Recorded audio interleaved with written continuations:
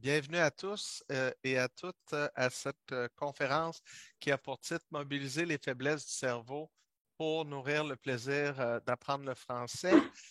Nos deux animatrices sont et seront Madame Tania Gesto, qui va elle-même se présenter par la suite, et Madame Janie Gagnon-Pellerin. Je vais vous demander de garder donc vos micros fermés.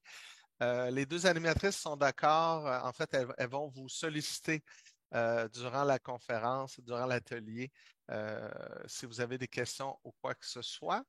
Donc, ne vous gênez pas. Alors, je laisserai la parole à Madame Tania ou à Madame Jenny. Bon atelier. Bonjour, d'abord merci d'être là.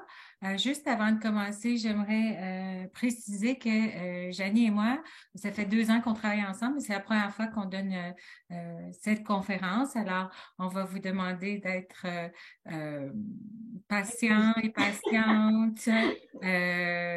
J'imagine qu'on fera des petites erreurs qu'on va corriger au fur et à mesure, mais je veux que vous le sachiez que on s'est fait une petite générale juste avant la conférence. On pense que ça va bien, mais il est possible qu'il y ait des embûches. Je vais me présenter, Janie, ou tu veux Oui, commencer? vas-y, vas-y. D'accord. Alors, je m'appelle Tania Gesto. Ça fait 21 ans que j'enseigne. J'arrive même pas à lui croire. Et puis, je veux vous dire que j'adore ce que je fais. Mon plaisir, je le retrouve à tous les jours en salle de classe. En 21 ans, ça m'est arrivé 2 fois de me réveiller en me disant, oh, je veux pas y aller. Pour moi, aller à l'école, c'est pas aller au travail. Moi, je vais à l'école. C'est même pas, je peux même pas m'imaginer que je suis payée pour faire ce que je fais, là. J'aime beaucoup ça. Il y a des moments plus difficiles, il y a des groupes plus difficiles, il y a des élèves plus difficiles. Il y a moi qui peux être fatiguée aussi, une mauvaise humeur. On a chacune et chacun notre personnalité, mais j'aime toujours ce que je fais. Et puis, je travaille à LCCHS, donc c'est une école secondaire de la commission scolaire Lester B. Pearson dans l'ouest de la ville. Ça fait 9 ans que je travaille à cette école.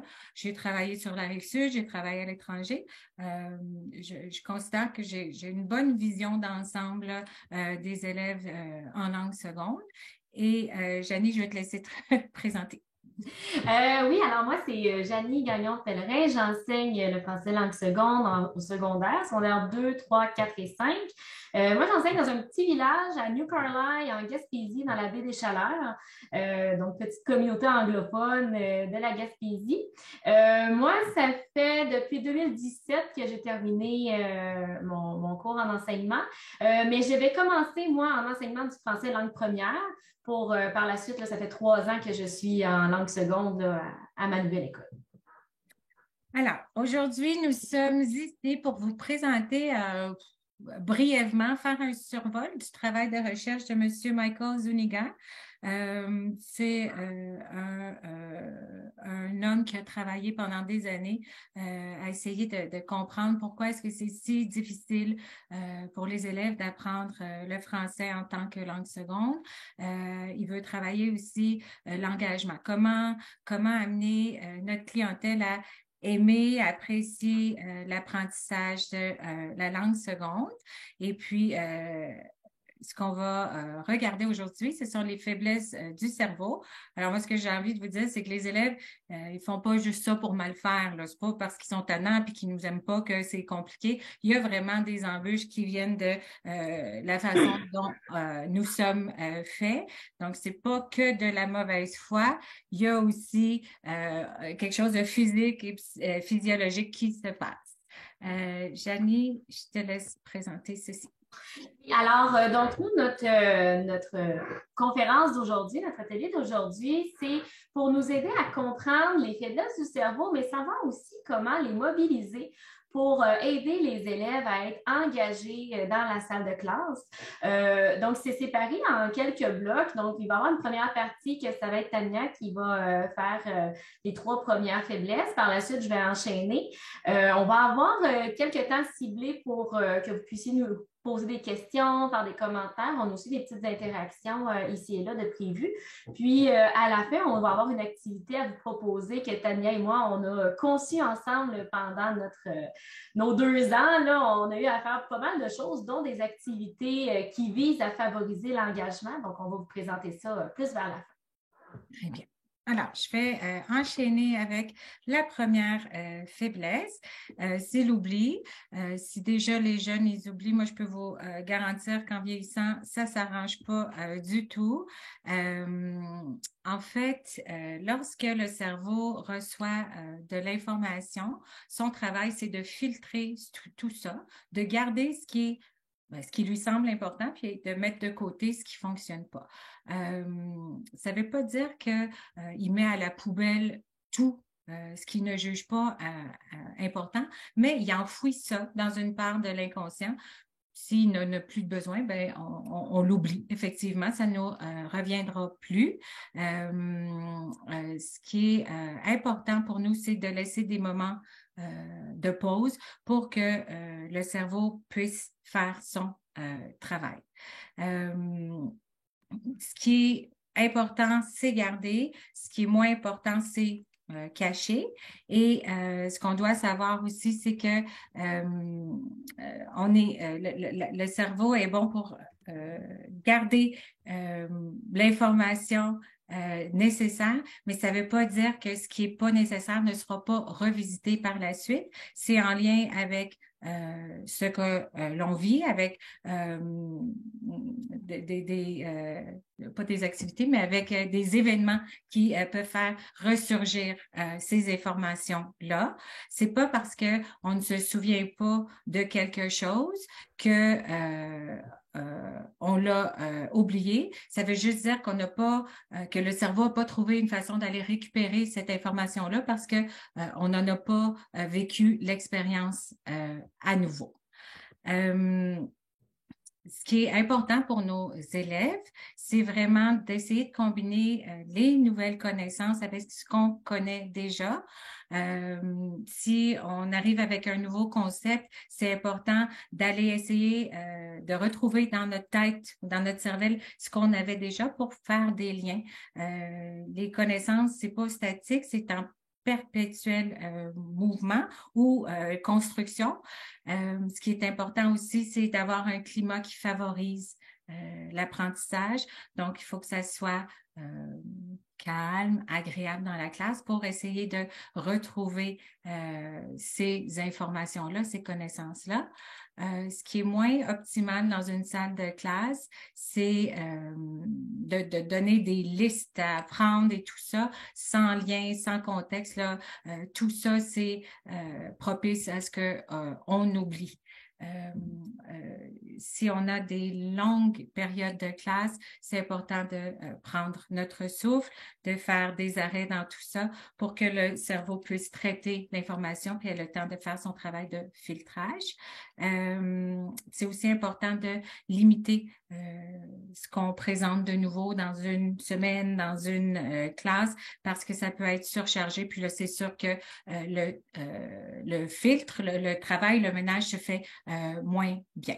Je suis convaincue que vous aussi, des fois, par manque de temps, parce que les bulletins arrivent, parce qu'il me manque une note d'écriture, vite, vite, vite, on va apprendre une nouvelle liste de vocabulaire. On donne une soirée pour apprendre parce qu'on en a absolument besoin. Moi, quand je fais ça, je me rends bien compte que, oh oui, les plus doués vont me pondre tout ça parce qu'ils sont très bons dans le par cœur, mais dès que je demande de transposer ces connaissances-là dans un texte, ça ne fonctionne pas du tout. Je vois bien qu'ils n'ont rien appris. Donc, limiter la quantité et laisser respirer un peu le cerveau, là, c'est ce qui sera le plus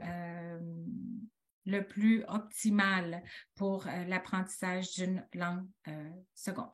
Si vous voulez, puis je vais le dire une fois, vous êtes libre d'utiliser le chat ou non, aucun problème, là. Mais si vous avez un scénario comme celui-ci, donc 3 élèves qui disposent de 4 heures d'études, croyez-vous que l'élève numéro 1, l'élève numéro 2 ou l'élève numéro 3 aura plutôt tendance à retenir l'enseignement ou les apprentissages. Alors, le premier élève, ben, la veille de l'examen, il se tape un beau 4 heures, il apprend tout ça. L'élève numéro 2, il se dit, ben moi, je fais 1 heure par jour. Ou l'élève numéro 3 qui se dit, ben moi, j'échelonne ça plus longuement, une petite demi-heure par jour. Je ne sais pas si j'ai eu le temps d'aller voir les réponses, là. Ah, mais je les vois, puis c'est assez unanime, là, que Effectivement. l'élève numéro 3. Ouais. Alors, c'est sûr, comme je disais, l'idéalement, il faudrait qu'on laisse du temps. Il faudrait qu'on laisse du temps aux jeunes à assimiler. Puis, on est tous et toutes coupables, là, manque de temps, les bulletins et tout ça, c'est sûr que c'est pas 100% possible à tout moment, mais quand on a le temps, puis qu'on peut présenter quelque chose sur une plus longue période de temps, je crois que ça favorise l'apprentissage et ça aide les élèves. La deuxième faiblesse, c'est l'apprentissage. Contrairement à un ordinateur, on ne prend pas nos informations, on les store pas dans un endroit puis on va pas les repiger. C'est pas comme ça qu'on fonctionne. On a besoin de comprendre, on a besoin de faire des liens. Donc, c'est très important de relier les apprentissages. Ce qu'on fait très mal, c'est apprendre sous pression. Alors, quand il y a un stress, quand il y a une contrainte de temps, c'est pas super bon. On est mauvais pour se souvenir de faits, de dates, d'informations qui sont seules, qui sont pas interreliées. Et puis aussi, on peut désapprendre. C'est-à-dire que si on revisite pas des connaissances, ben, elles sont vraiment loin, puis on se rappelle plus de ça. Je suis la preuve vivante de tout ça. Moi, j'ai fait des 5,36 au secondaire. Je me trouvais super bonne, j'adorais ça. Puis la vie m'a amenée ailleurs. Ne me demandez pas d'appliquer une règle de quoi que ce soit, une formule. Je me rappelle plus de rien. Mes mathématiques sont très hands-on, ce que j'ai besoin dans ma vie de tous les jours. Et pourtant, je me considérais comme bonne, puis que je comprenais facilement les mathématiques. C'est terminé. Ça fait trop longtemps que j'ai pas réactivé ces connaissances-là. Ce qu'on doit se souvenir, encore une fois, c'est essayer de revenir, retravailler sur des concepts au lieu de penser, bon, ben moi, j'ai donné ma classe, j'ai couvert ça, c'est bon, c'est fait. C'est pas comme ça que ça fonctionne pour personne, ni pour nous, ni pour nos élèves. Alors, c'est bien de faire des connexions avec ce que les élèves vivent, avec ce que les élèves connaissent. C'est encore une fois préférable de revisiter plusieurs fois. Ça permet d'assimiler les apprentissages d'une façon plus efficace. Ma troisième, Johnny, tu m'arrêtes si tu veux dire des choses. Moi, je parle. Ouais, tu fais bien ça. Merci. Notre mémoire, ça aussi, c'est quelque chose. Alors, la mémoire, les souvenirs, c'est des constructions. Alors, on va se remémoriser, on va repuiser des souvenirs, puis on va mettre ça ensemble. Quand on essaie de se reconstruire un événement, notre cerveau, par défaut, il veut que ça marche. Fait que s'il y a des blancs, s'il y a des éléments qui nous manquent, c'est même pas parce qu'on est menteur, c'est même pas de notre contrôle. La mémoire décide de combler les trous, puis des fois, ben, c'est pas avec de la réalité, c'est avec d'autres connaissances qui viennent s'ajouter à ça. La façon qu'on fonctionne, c'est qu'on reçoit, on stocke, et puis là, quand on revisite, ben, on revisite ce qui nous a plu ou ce qui nous a marqué. Un exemple de ça, si vous allez, par exemple, vous êtes allé à une fête il y a 15 ans, je ne sais pas, votre bal définissant, quoi que ce soit, vous rencontrez votre ami, votre cavalier ou cavalière de l'époque, puis là, vous vous remémorez, souvenir. Mais pour une personne, on va se rappeler de la couleur de la robe, de ce qu'on a mangé. Pour une autre, ben, ça va être la musique qui jouait, tout ça. Puis, on va se rendre compte que nos souvenirs ne sont pas les mêmes, mais en mettant ça ensemble, Ah ben là, oui, ça fonctionne. Ah oui, là, je me rappelle, il y a des choses qui reviennent. Dans une salle de classe, on peut penser à l'importance de laisser nos élèves travailler ensemble, donc se remémorer les apprentissages que l'enseignant a donnés. Entre eux, ils vont être capables de combler les manques comme ça, puis ça va permettre de encore une fois, consolider l'apprentissage, d'avoir une meilleure compréhension, de se souvenir de ces notions-là qu'on a enseignées.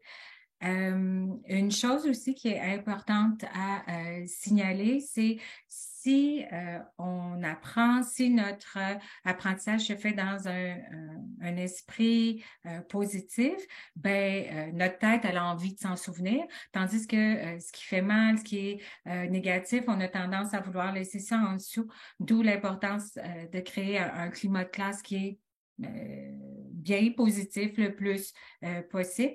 Si l'émotion, elle est positive, le souvenir reste plus à la mémoire. Si c'est négatif, par défaut, on a tendance à oublier. Aussi en classe, on essaie de miser sur ce qui est plus global, plus général. Le détail, c'est plus compliqué pour notre mémoire. Le général, on y revient souvent, donc c'est facile de s'en souvenir, tandis que le détail, ben, ça demande encore plus de connexion, plus de travail. J'ai envie de vous dire, par exemple, l'accord des participes passés, ben moi, je leur dis aux élèves, vous, avec avoir, là, on fait rien. Oui, dans quelques cas, il y a des exceptions, puis nous, on a une langue d'exception, mais il est préférable que les enfants se rappelle du général et quand ces notions-là seront bien consolidées, on peut bâtir, on peut ajouter les détails pour plus tard. Dans 95% des cas, ils auront raison, ça n'aura pas d'incidence sur la majorité du travail. Là, je pense que, Janie, c'est le moment où je veux mettre le test d'attention, que j'ai de la misère à changer mes slides. Je vous demande d'être patient. Ça va fonctionner. C'est pour la suite que tout à l'heure, j'ai eu de la difficulté.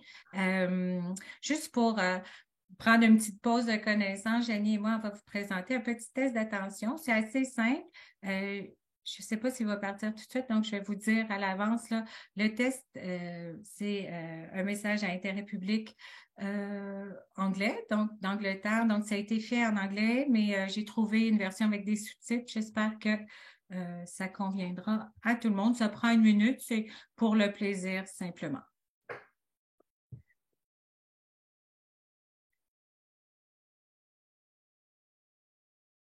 This is an awareness test. How many passes does the team in white make?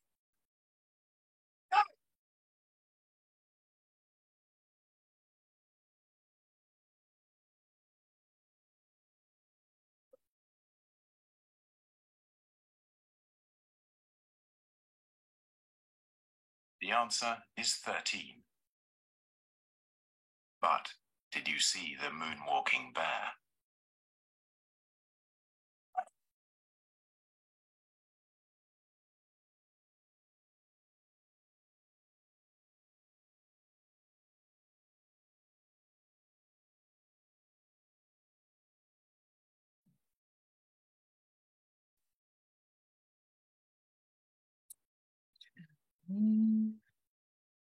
OK, alors c'est pour, oui, sécurité. Dans le chat, vous pouvez peut-être dire si vous aviez réussi à avoir les 13 ou à avoir l'espèce d'ours qui fait une petite danse. Peut-être vous aviez déjà vu, peut-être aussi qu'il l'avait déjà vu, hein, Janie, c'est possible aussi, mais c'est pour vous dire que lorsqu'on est concentré, on peut, la tête ne voit pas tout, on n'a pas, et puis aussi, ben, ça ressemble à ça dans notre salle de classe, là, les enfants, ils sont pas toujours, ils sont focus sur une chose, donc l'attention est vraiment dirigée sur quelque chose, il y a plein de choses, autre chose qu'on ne voit pas. Je ne sais pas, Janice, si tu veux faire... Oui, bien, juste un petit complément, là, ça semble encore une fois très unanime que les gens ont été en mesure d'avoir le bon nombre, ou presque, mais que personne n'avait vu l'ours.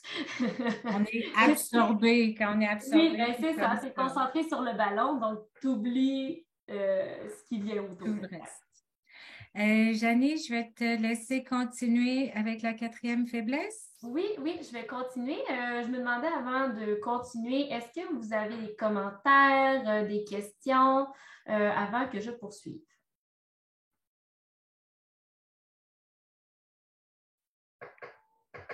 Je vais continuer. Tout roule. Excellent. Merci, Francis. Alors, je vais poursuivre avec la quatrième faiblesse, qui est le phénomène du blackout, quand notre cerveau nous lâche. Donc, je suis convaincue que plusieurs d'entre vous, incluant moi, ont déjà vécu une situation stressante qui a fait en sorte qu'on a tout oublié. Je vous donne un exemple bien concret. Je me souviens très bien qu'en deuxième année du primaire, j'avais un oral à faire qui était sur les chats. Et je connaissais très, très bien mon sujet. Je suis une fille très, très préparée. Hein. Donc, mon texte, je l'avais écrit, je l'avais mémorisé, j'étais très prête. Mais j'étais tellement terrorisée d'aller parler devant toute la classe que le niveau de stress était tellement trop fort que j'ai tout oublié, complètement tout oublié. Mon cerveau ne fonctionnait plus. J'étais en avant, je faisais rien. Il n'y a rien qui fonctionnait. J'étais complètement en blackout. Je me souviens juste de mon enseignante qui me demande de retourner à ma place. Et c'est ça, je n'ai pas fait mon oral du tout parce que le stress était trop grand. Donc, j'avais vécu ce fameux phénomène-là. Donc, le blackout, c'est ça. C'est quand notre cerveau ne fonctionne plus pour X, Y raison, entre autres le stress, qui est un très gros facteur qui peut nuire, c'est ça, au fonctionnement de notre cerveau. Donc, c'est vraiment cette sensation-là de tout oublier. Je vais te faire changer de diapo. Tu peux cliquer. Parfait. Donc, moi, je donne l'exemple d'une présentation orale qui, on peut le voir dans une salle de classe assez facilement, mais plein d'autres situations peuvent créer un stress. Par exemple, une entrevue d'emploi peut être une grosse source de stress pour quelqu'un. Réussir l'examen du ministère, ça s'en vient, c'est bientôt. L'examen de lecture est le 11 mai. J'ai des élèves, moi, en secondaire 5, qui sont très, très bonnes, très, très compétentes. Mais là, c'est assez, c'est drôle. Ils me posent des questions que je me dis, bien voyons, tu le sais, ça pourtant. Mais elles commencent déjà à stresser. Donc, le stress commence à venir jouer avec leur cerveau un peu. Donc, le stress a beaucoup, beaucoup d'influence sur nos connaissances, sur notre habileté, en fait, à aller chercher nos connaissances déjà acquises. Conduire une route glacée. Moi, j'habite en Gaspésie. Donc, des fois, l'hiver, c'est pas super facile de conduire. Je me considère comme une bonne conductrice, mais quand la route est glacée, que le vent de la mer arrive, que de la poudrerie, laisse-moi dire que le niveau de stress est assez haut et que ça se peut que ma conduite, je sois moins sûre. Donc, c'est ça le blackout. C'est quand le stress, on n'est pas capable de le gérer, puis que ça vient entraver nos connaissances. Tu vas pouvoir changer. Une autre faiblesse, puis là, je les présente, mais vous allez voir qu'à la fin de ma partie, ça va tout se mettre ensemble. Une autre faiblesse de notre cerveau, c'est lorsqu'on s'ennuie. Avant d'aller plus loin, est-ce que vous pouvez me répondre simplement dans le chat, est-ce que vous considérez que l'ennui, le fait de s'ennuyer, pas s'ennuyer de quelqu'un, mais juste s'ennuyer, est mauvais? Est-ce que c'est toujours quelque chose de négatif?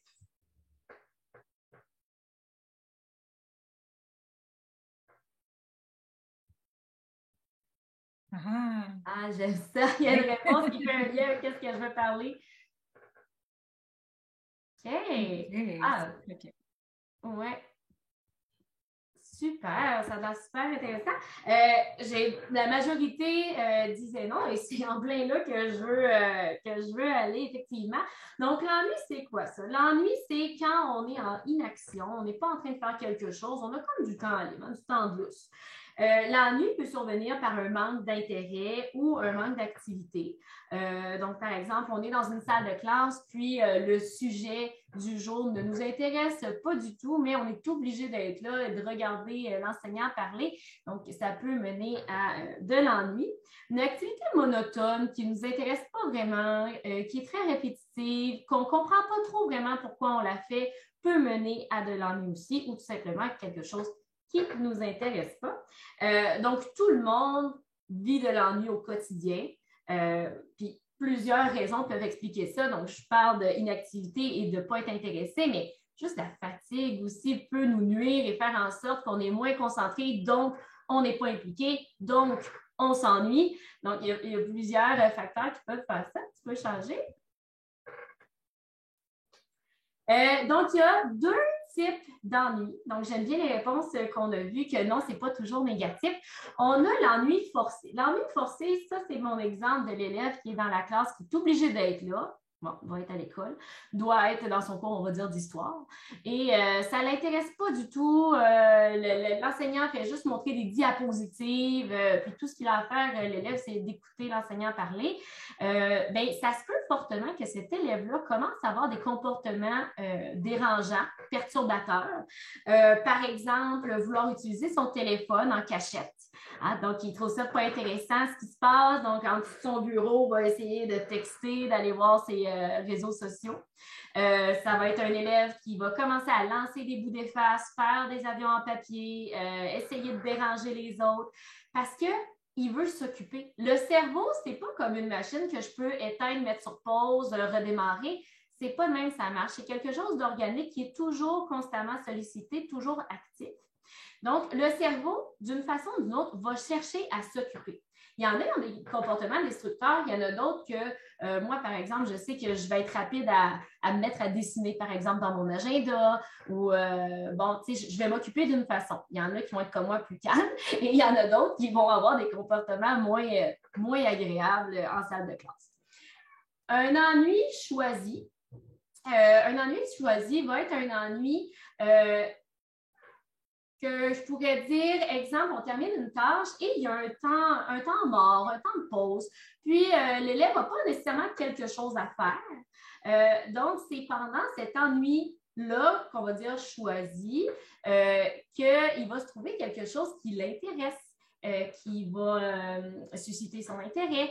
Par exemple, commencer à rêvasser. C'est pas mal de rêvasser. Rêvasser, c'est là qu'on trouve des idées. Moi, quand je tombe dans la lune de temps en temps, c'est là que je trouve mes meilleures idées pour mes projets en classe. Donc, rêvasser en fait partie. Se mettre à lire, se mettre à tricoter, aller faire du vélo, s'occuper, trouver une façon de s'occuper, non pas par obligation, mais par choix. Hein? Là, en ce moment, j'ai du temps libre. Ce matin, j'ai fait toutes mes tâches ménagères, j'ai fait mon lavage, j'ai fait mon ménage. Cet après-midi, j'ai rien à faire. Ah, tiens, qu'est-ce que je pourrais bien faire? Mais c'est là que ça laisse place à la créativité, que ça laisse place à l'élève de pouvoir là, faire, faire ce qui l'intéresse. Tu vas pouvoir changer. Donc, c'est ça. Alors, le cerveau cherche toujours à s'occuper. Donc, s'il n'est pas suffisamment sollicité, il va trouver une autre façon de s'occuper. Oui. Oui, je viens de voir la question de Francis. Quelle est la différence entre pratiquer un loisir, lire c'est plaisant pour moi, et l'ennui choisi? L'ennui est-il antonyme de bonheur? Non, je dirais que non, parce qu'en fait, oui et non, le loisir, l'ennui est synonyme de loisir parce que c'est quand j'ai rien à faire que je vais commencer mon loisir. Mais c'est sûr, mon loisir peut être planifié dans mon horaire, dans mon emploi du temps, mais disons qu'en ce moment, j'ai rien à faire, mais ça se peut que je me mette à lire. Puis c'est pas parce que c'était prévu, c'est pas parce que c'était une tâche, c'est simplement parce que j'en avais envie puis j'avais du temps. Moi, je pense que c'est ça la différence, c'est quand on décide de lire par plaisir. Je m'en vais m'acheter un livre, là, je sais qu'avant le dodo, j'ai mon nouveau livre, je suis excitée, tout ça. Pour moi, ça, c'est pas de l'ennui. Je sais que ça va arriver, c'est OK, j'ai fini mon examen, j'ai fini le souper une demi-heure d'avance, qu'est-ce que je fais? Qu'est-ce que je fais là? OK, je m'ennuie comment? Je vais embêter, je sais pas, mon chum viens, ou OK, je vais fouiller, faire des choses qui m'intéressent, je vais prendre un tricot, je vais prendre un livre à ce moment-là. Je crois que c'est très différent quand c'est planifié, pas. C'est juste là la petite nuance, parce que dans le fond, dans l'ennui choisi, ça devrait être que des trucs qui nous intéressent, sinon on va se mettre à déranger les autres, on ne voudra pas rester dans cet état-là. C'est quelque chose qui Merci. s'enseigne. C'est quelque chose qui s'enseigne d'expliquer aux élèves quand ils ont du temps de lousse, quel genre d'activité, surtout en salle de classe, c'est sûr, tu ne peux pas aller faire du 4 roues pendant ton cours de français, mais il y a moyen de s'occuper avec quelque chose pendant un cours, que si tu as terminé la tâche qui t'était demandée, puis avant que, disons que les autres terminent parce que toi, tu as terminé plus vite, bien, il y a différentes options que tu peux faire. Peut-être si la lecture, c'est quelque chose qui t'intéresse. Moi, par exemple, dans ma classe, j'ai une bibliothèque, j'ai 2 bibliothèques, une de livres et une de magazines.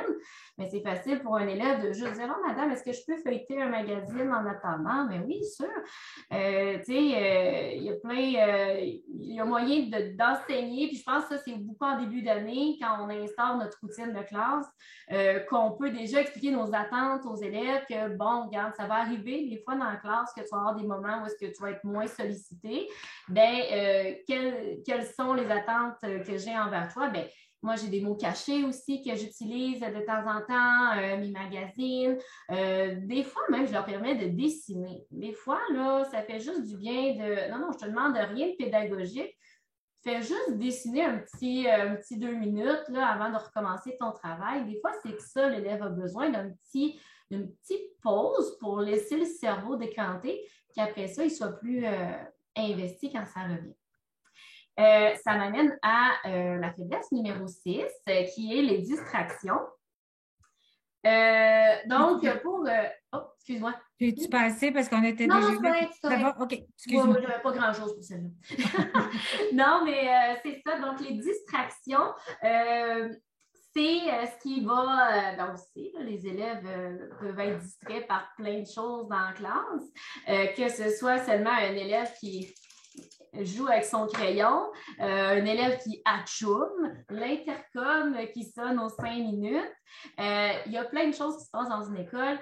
Les distractions, c'est plate, mais on ne peut pas complètement les enlever. C'est sûr et certain qu'il va toujours en avoir. Reste à trouver une façon de ne pas trop se laisser influencer par elle. Donc, notre cerveau, en fait, là, c'est qu'il a 2 filtres qui vont nous permettre de faciliter le passage de l'information.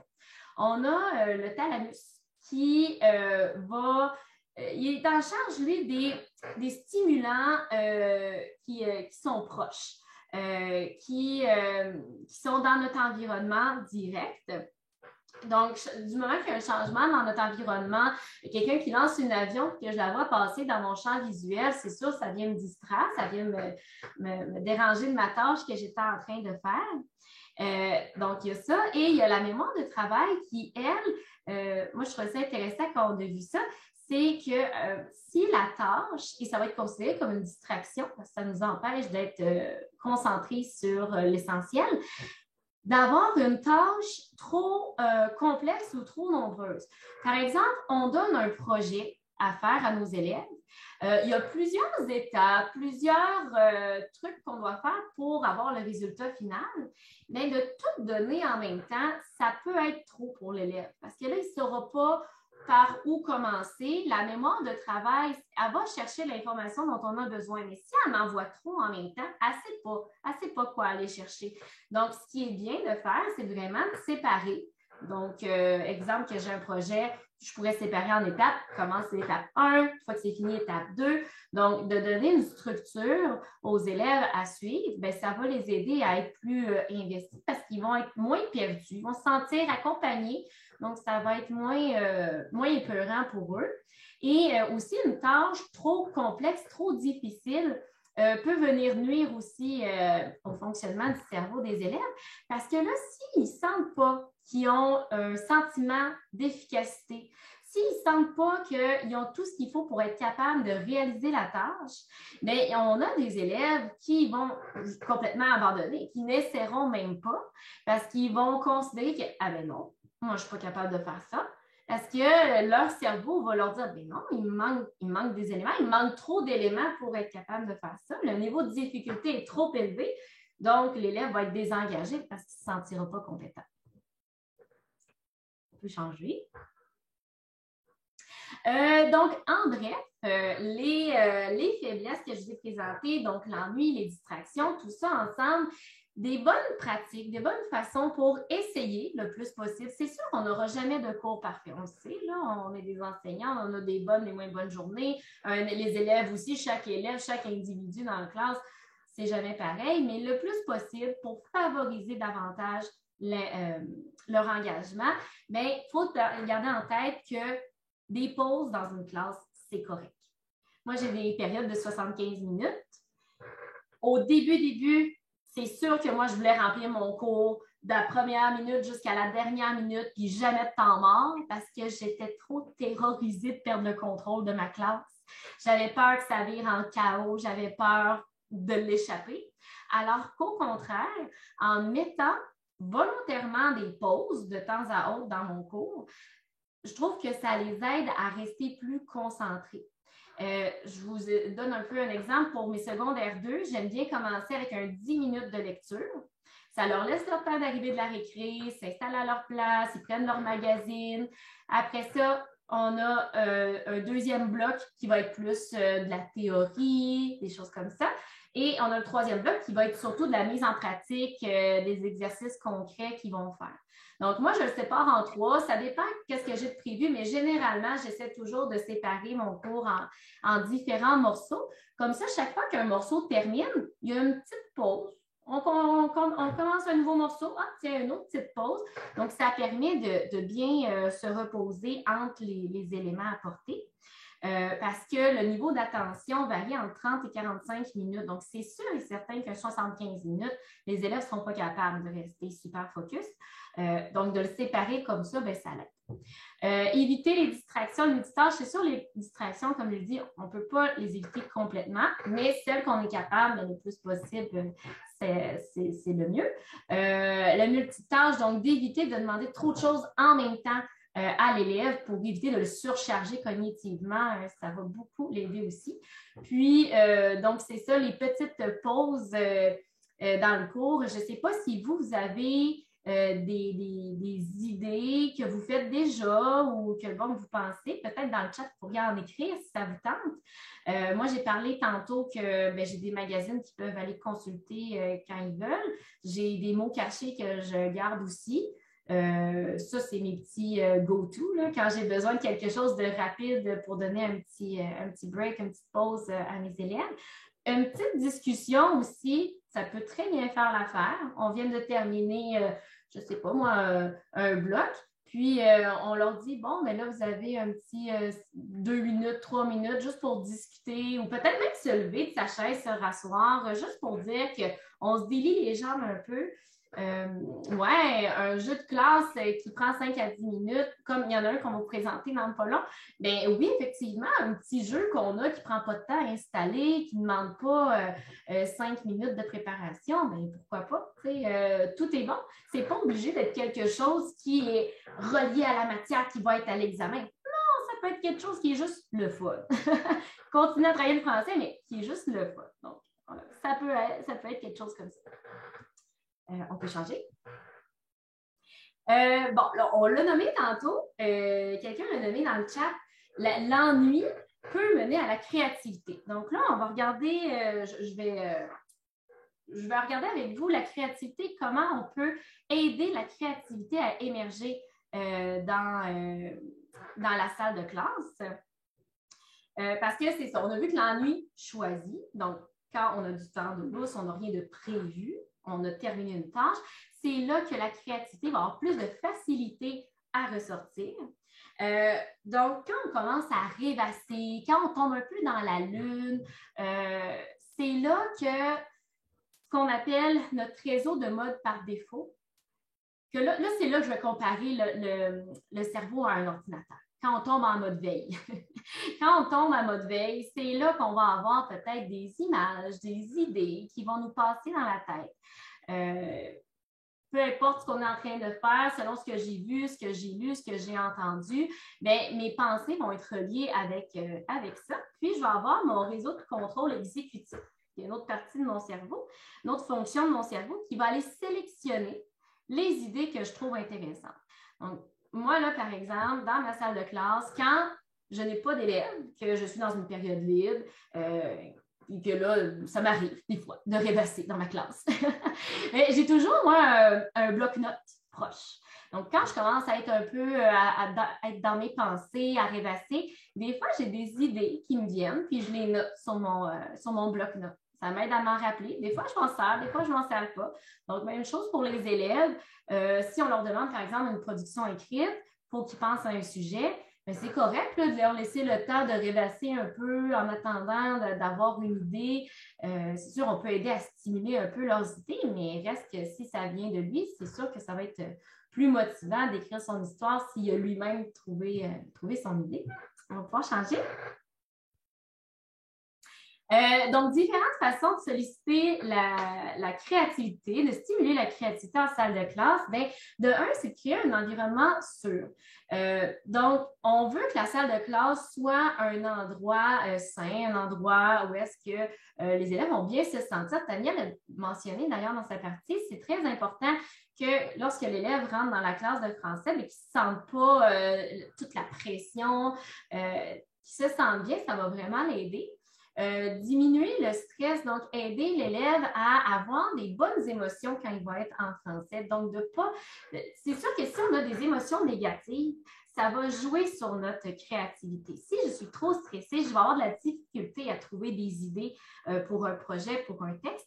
Mais si au contraire, je me sens bien, je me sens relax, bien, c'est là que les idées affluent plus et que je risque d'être plus créative à ce moment-là. Favoriser les émotions positives. Donc, s'assurer que la classe reste un endroit où est-ce qu'on a du plaisir, on a le droit à l'erreur, on essaie des choses, on partage. C'est tout ça, comme Tania l'a dit, une classe de français, c'est normal que ça soit bruyant. C'est normal parce que c'est ça qu'on veut. On veut que les élèves partagent leurs idées. On veut qu'ils s'entraident.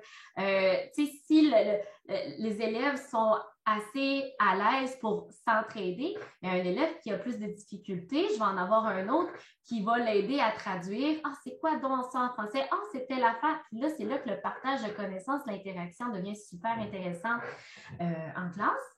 Puis, aussi de favoriser une pédagogie par projet. Donc, d'émettre le plus possible à l'action. C'est sûr que ça va aider aussi. S'ils se sentent en contrôle, s'ils se sentent moi, j'ai le volant dans les mains, là.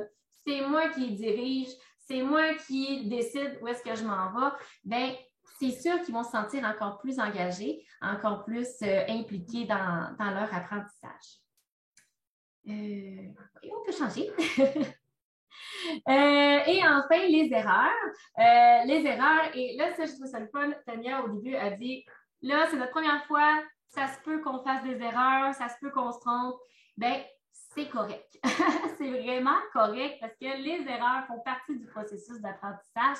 Donc, de faire comprendre ça aux élèves que il n'y en a pas de problème. Tu t'es trompé, c'est pas grave. Au moins, tu as essayé quelque chose. Puis, à force de faire les erreurs, mais à un moment donné, tu ne vas plus faire les mêmes, tu vas en faire d'autres.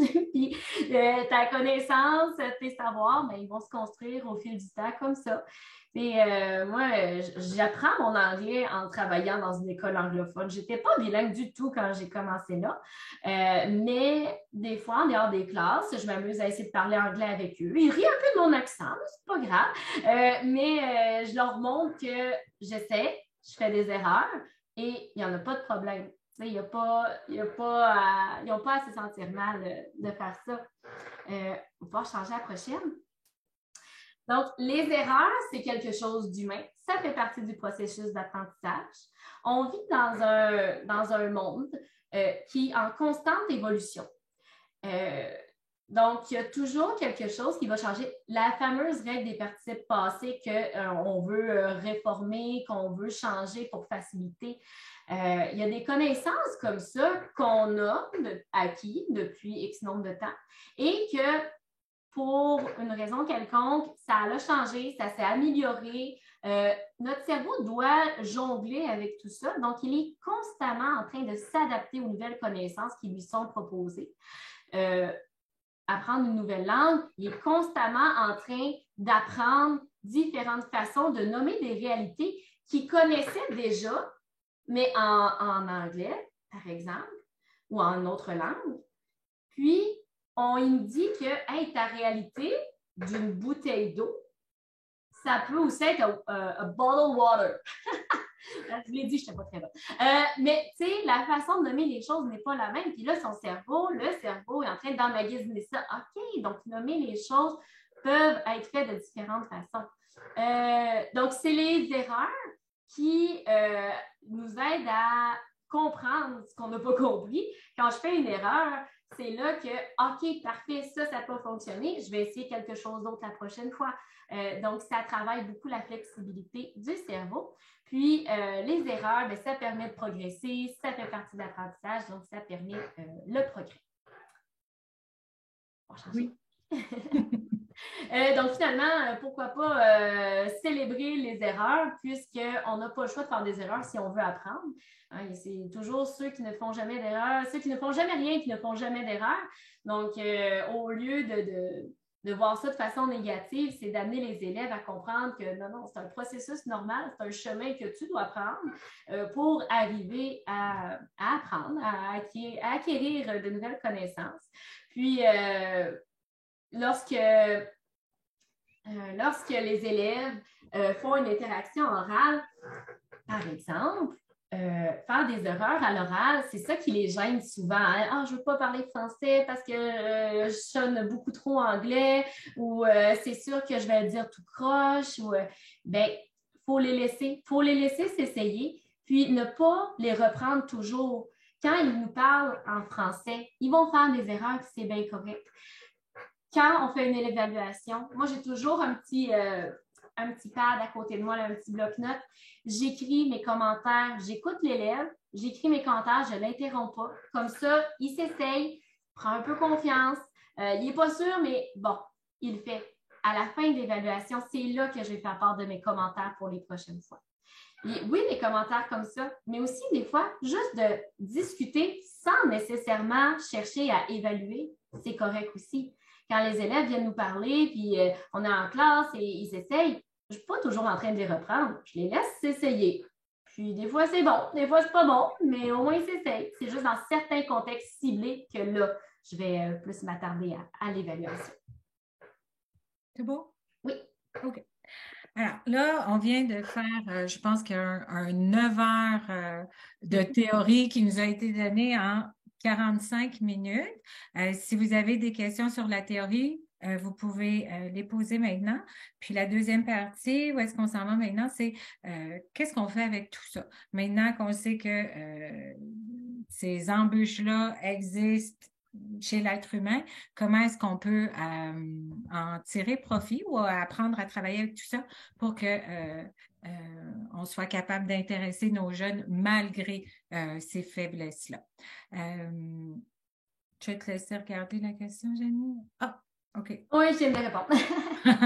OK. Alors, rapidement, parce qu'on va les regarder plus en détail, là, ce qu'on veut, c'est maximiser toutes nos ressources. Alors, c'est pas juste de s'asseoir et d'écouter, il faut bouger, il faut faire des pauses, il faut changer d'activité. Ça aide dans une salle de classe. On veut que les enfants travaillent ensemble et en interaction. C'est très beau, les écritures, les lectures, ça, c'est plus du décotage. On a le temps. Quand on est dans l'action, quand c'est à l'oral, ben, on a moins de temps d'organiser tout ça et c'est une façon d'apprendre aussi. Il faut s'assurer de ne pas demander la même chose à tous nos élèves. Ils sont pas tous au même niveau, ils n'ont pas tous le même niveau d'aisance, de confiance envers l'enseignant et envers leur père. Il faut faire attention aux émotions.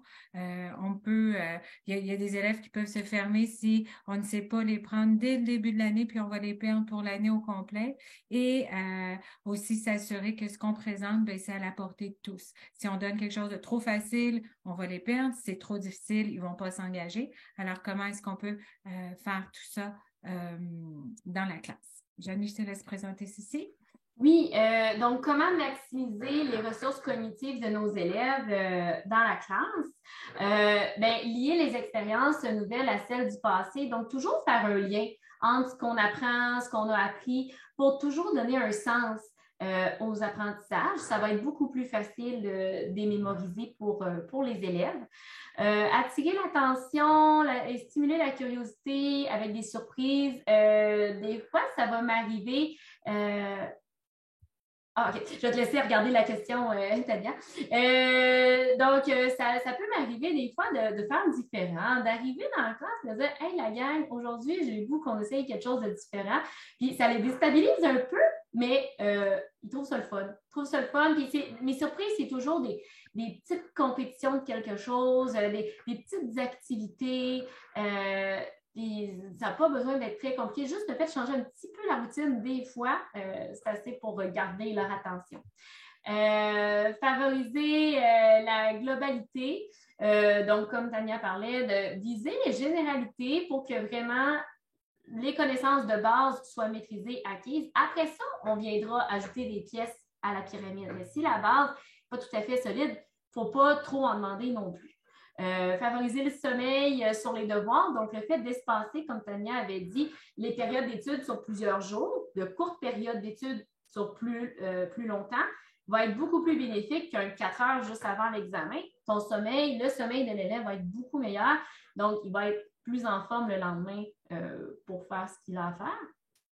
Mobiliser toutes les langues, donc toutes les connaissances qu'on a, que l'élève a de sa langue première, de sa langue seconde, de sa langue tierce, de toutes les langues qu'il connaît, d'être capable de les voir, de les mettre en relation, c'est quelque chose de très intéressant qui, je pense, aide aussi à être plus engagé. Des fois, ce que je fais avec mes secondaires 2, c'est qu'on s'amuse à traduire des phrases. Des fois, je pars de l'anglais, on va vers le français, mais des fois, je fais l'inverse aussi. Mais quand je pars du français vers l'anglais, on travaille, on la traduit, nanana. Puis j'ai une élève, à un moment donné, c'est qu'elle me dit ouais, mais madame, la phrase en ce moment en anglais, elle ne fait pas vraiment de sens. Et je dis ah ouais? Je dis OK, mais comment on va la replacer pour qu'elle fasse du sens en anglais? On la travaille, on la replace, parfait.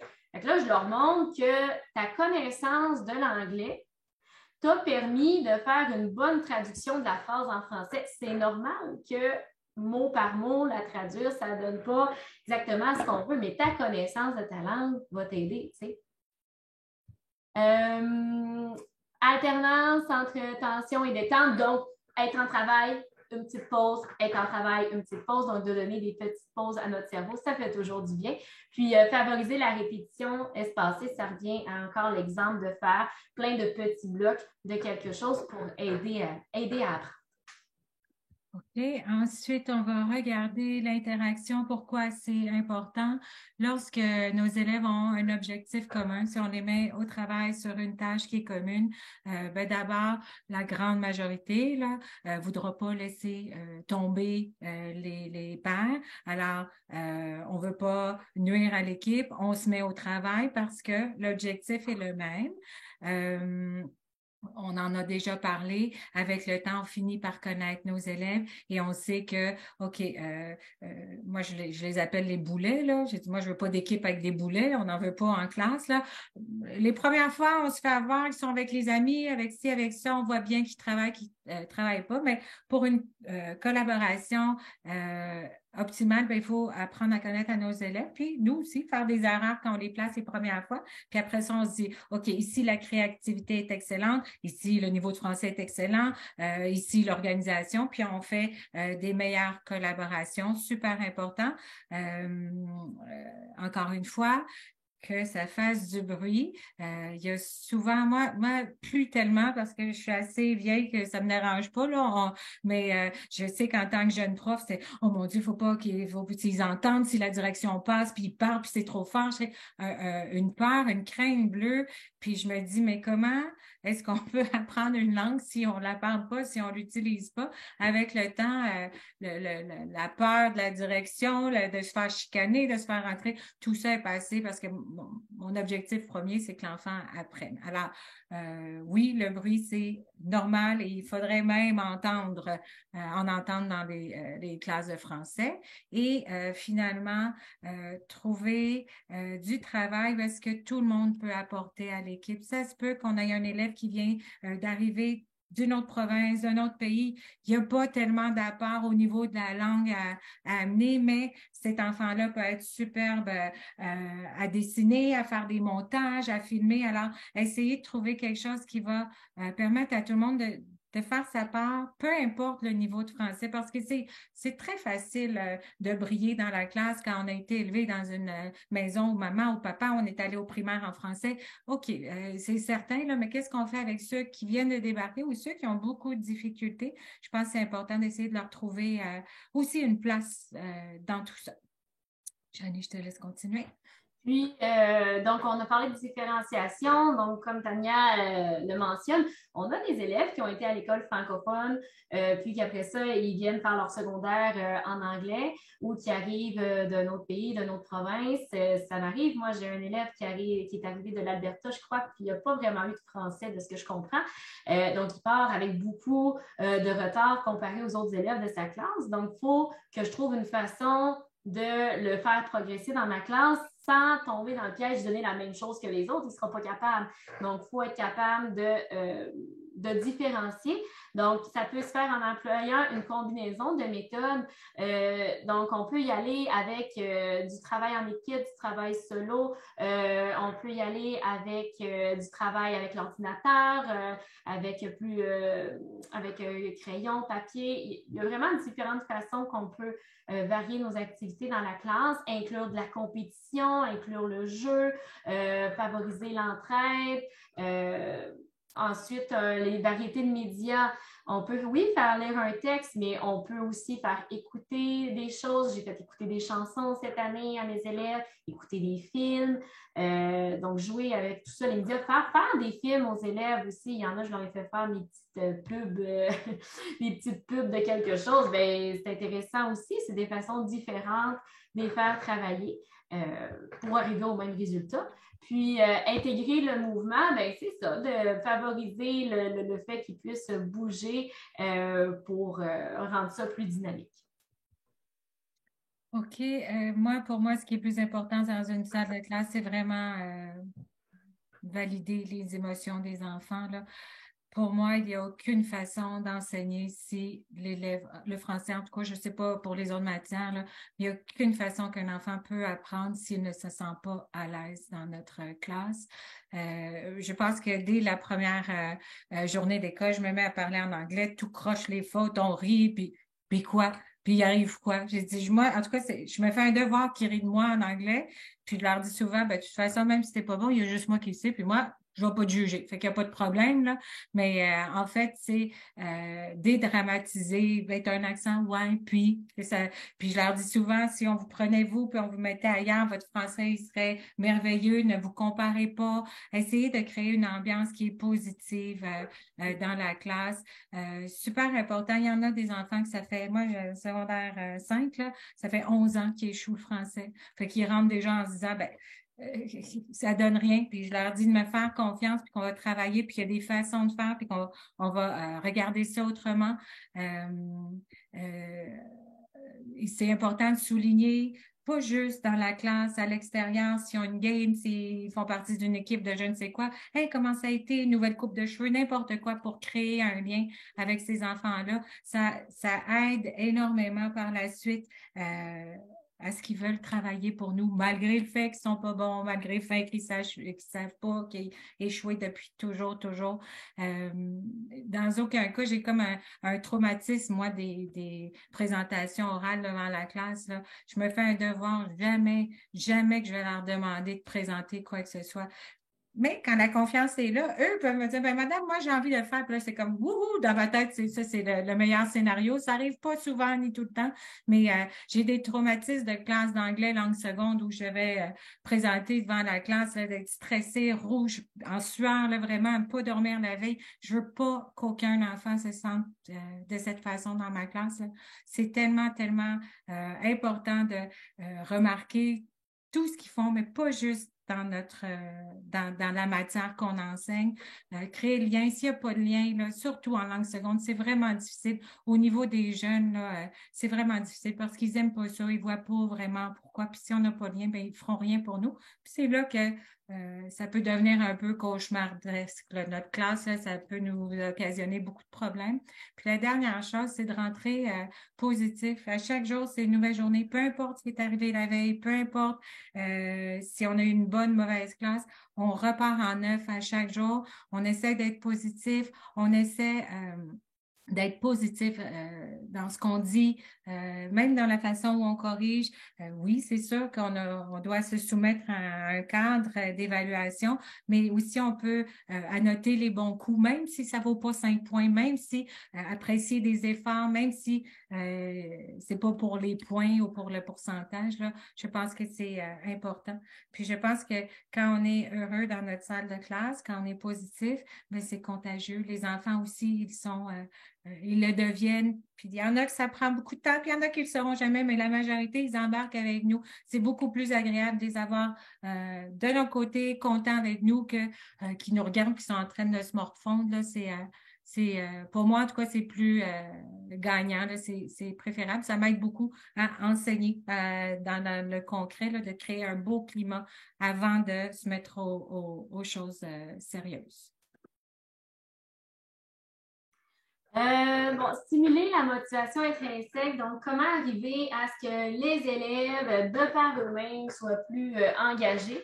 Le numéro 1, le défi, l'équilibre entre le défi et est-ce que je suis capable de le faire.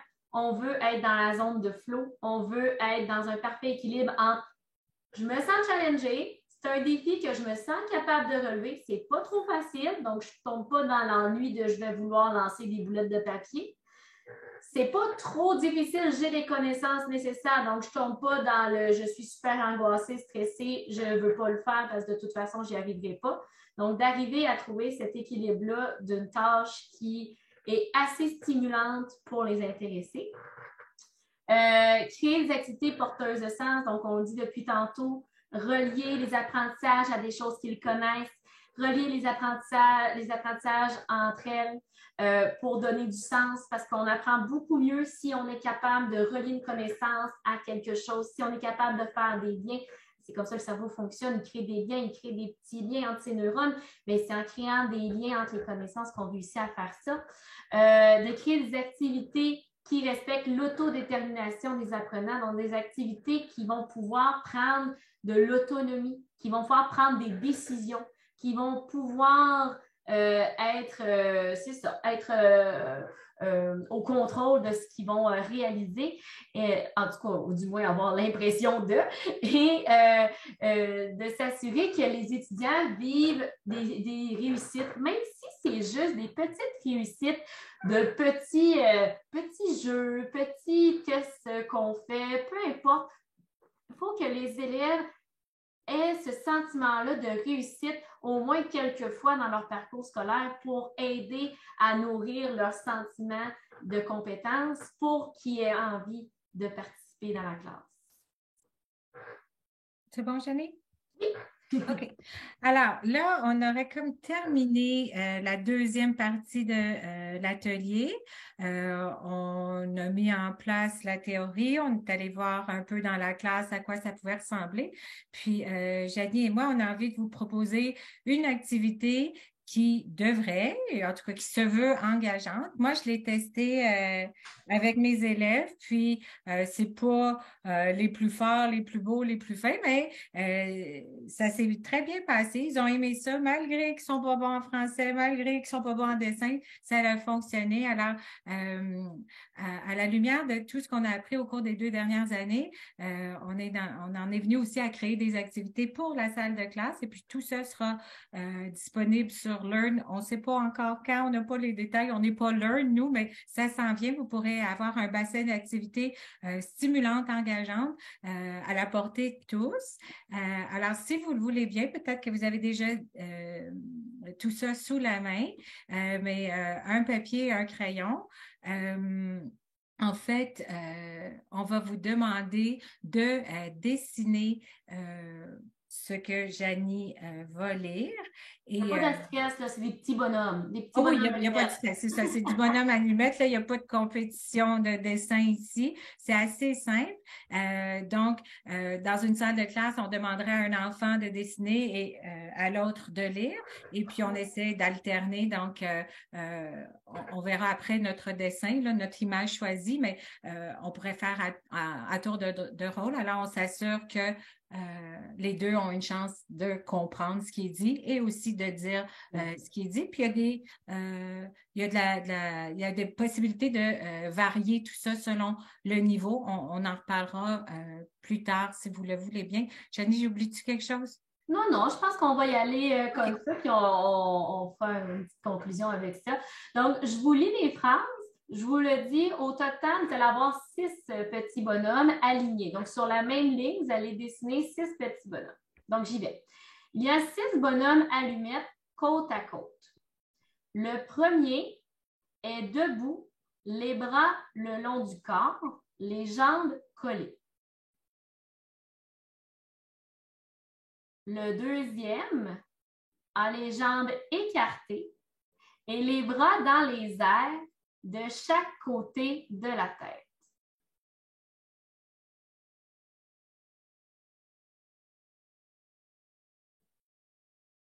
Le troisième a les jambes fléchies et écartées et ses bras sont à l'horizontale.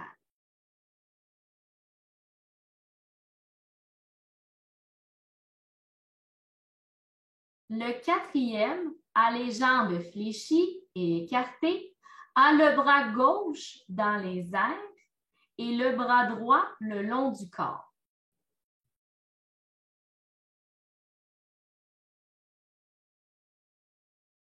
Le cinquième a les jambes fléchies et écartées. Il est penché vers la droite, le bras gauche au-dessus de la tête et le bras droit sur sa hanche.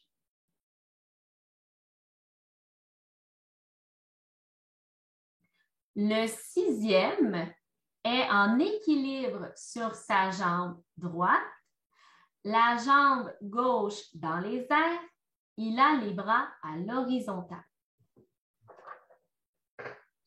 OK. Alors, je ne sais pas s'il y avait assez de temps. C'est sûr qu'on s'imagine qu'en salle de classe, les enfants répètent énormément pour arriver à la fin. Ce qu'on essaie d'éviter, c'est qu'ils le fassent en anglais, qu'ils finissent par... On ne peut pas tout éviter ces pièges-là, mais on va travailler avec les élèves qui veulent travailler, avec ceux qui ont envie de s'amuser avec nous. Ce sont des activités qui peuvent être présentées pour un moment de transition, par exemple. Là, ça se fait assez vite, ça ne demande pas énormément de préparation, puis ça fait un bris dans, ça vient comme rafraîchir nos idées, ça vient nous aider dans tout ça. Là, je pense qu'on aurait aimé que vous preniez une photo de vos dessins puis nous mettre ça dans le chat, mais techniquement, là, je pense que c'est un peu complexe. Alors, on va vous dévoiler les réponses. Vous pourrez comparer, décider, nous dire si ça ressemble ou pas. Je pense que le cinquième, c'était quelque chose là, à dessiner. Là, vraiment, je n'étais pas certaine, mais quand on dévoile tout ça, ben, les élèves, ben voyons, tu m'as pas écouté. Il y a comme des discussions oui, qui ça fait ressortent de rire. ça. Mm.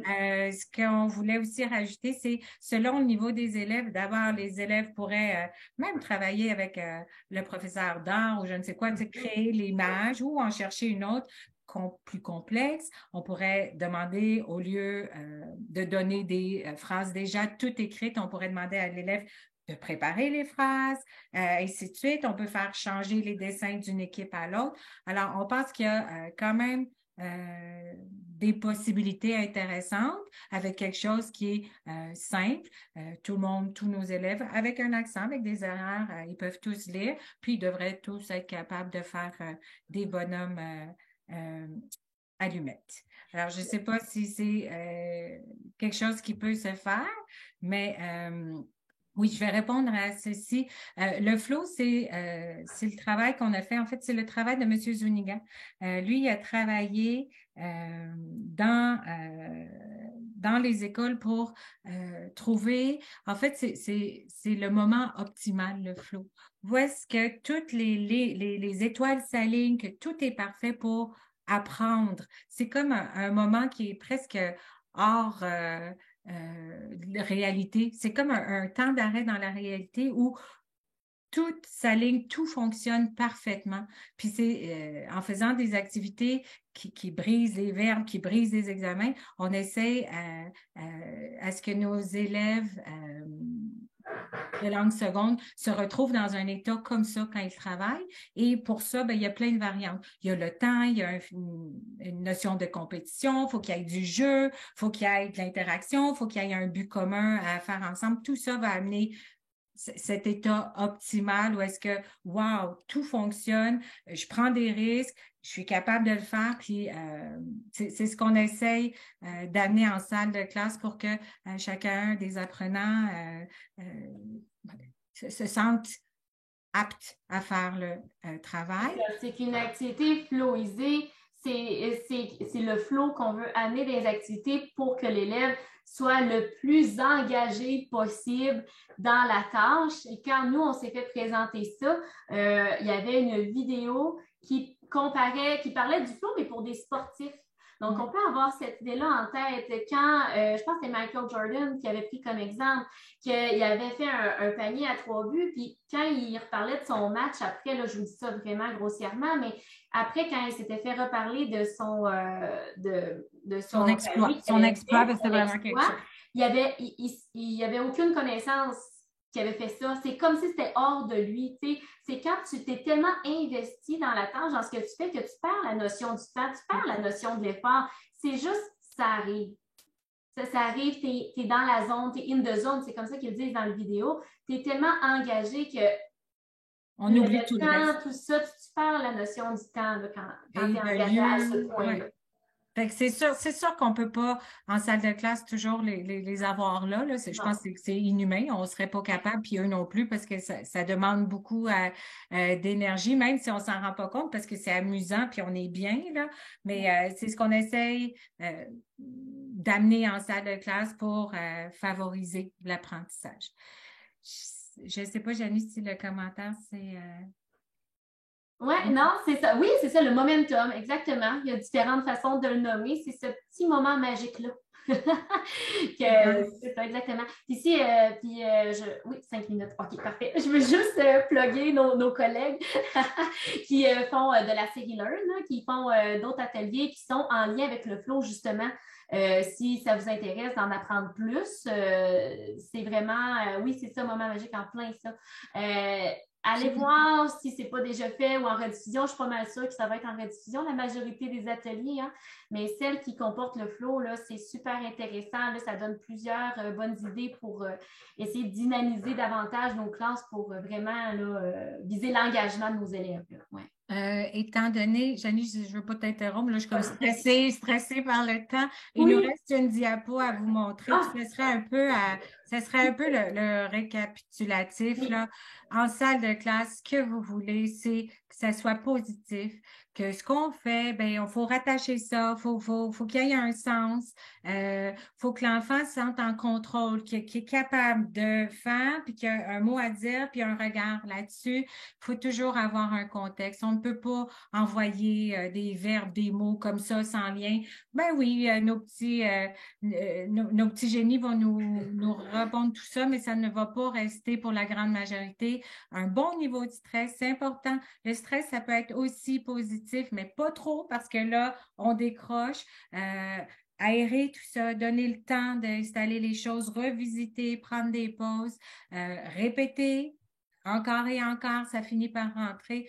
Puis, ce qui est problématique, c'est quand on n'a pas de contexte. Comme je disais, là j'ai un examen, j'ai le bulletin, j'ai besoin de ça vite, vite, vite. Mais on sait que ça vaut rien, puis on le sait en le faisant, mais on a une contrainte, malheureusement. Et aussi, apprendre du par cœur, ben, ça ne reste pas. Je pense qu'il nous reste 3 minutes et puis là, ben, ça serait à vous. Le micro est à vous si vous avez des questions ou des Non, et à commentaires. 14h30, si ça vous intéresse. Alors, Oui, je ne sais pas, le PowerPoint, si on va pouvoir le mettre. ben, en fait, tu sais, Janie, c'est comme à nous. Moi, là, est-ce que tu veux qu'on le partage? Moi, ça ne me dérange pas. Est-ce que Monsieur Marc, c'est quelque chose qui est possible? Je veux dire, Oui. c'est Ben quand oui. même. Oui? OK, ben on vous met ça. Laissez-moi un instant. Je vais arrêter. Est-ce que je peux arrêter de Est-ce partager? que ça peut être mis dans les ressources du congrès? Oui. Ah, bon, parfait. On mettra ça là. Alors, est-ce que je vous l'envoie à vous? Je vous le mets dans le chat. Comme vous voulez.